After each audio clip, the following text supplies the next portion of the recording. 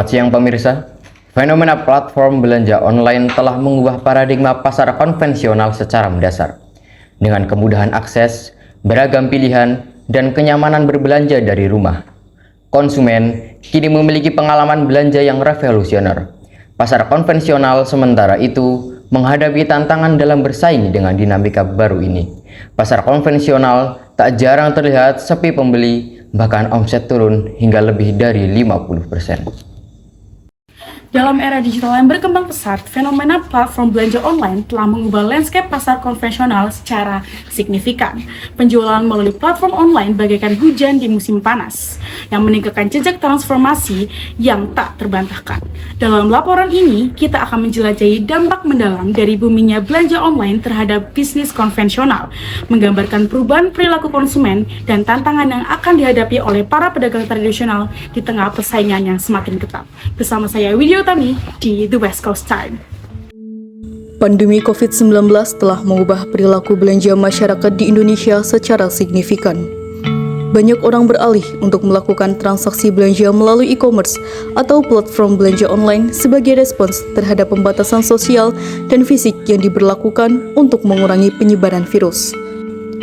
Perubahan ini memberikan kemudahan bagi konsumen karena mereka dapat melakukan pembelian dengan mudah dan aman dari rumah mereka. E-commerce juga menawarkan berbagai pilihan produk dan harga yang kompetitif, serta kemudahan dalam membandingkan produk dan membaca ulasan dari konsumen sebelumnya. Kita semua tahu ya Bu, kalau sekarang itu sudah merajalela banget yang namanya platform belanja online kayak Shopee, TikTok Shop, dan lain-lain. Nah, menurut Ibu sendiri nih, Ibu tuh lebih suka belanja di platform online atau di pasar kayak gini? Online. Online. Kenapa Bu? Lebih murah. Terus ya nggak perlu jauh ke pasar. Iya. Karena pasar ini ya kurang higienis juga. Iya. Selama pandemi COVID-19, pendapatan atau omset pedagang di pasar tradisional anjlok 20 hingga 30% akibat menurunnya daya beli masyarakat terhadap pasar tradisional. Hal ini pun terjadi di pasar tradisional Wonokrio, Gombong, di mana para pedagang merasakan dampak dari pengaruhnya platform belanja online sejak COVID-19 melanda. Kami bahkan menyaksikan beberapa kios pasar yang tutup karena para pedagang tidak dapat lagi membayar harga sewa kios mereka yang cukup tinggi, di mana hal tersebut tidak sebanding dengan penghasilan mereka yang kian menurun. Beberapa pedagang mengaku mengalami penurunan omset penjualan dan kehilangan banyak pelanggan. Yang tadinya meraih omset jutaan per bulan, kini hanya dapat ratusan ribu saja.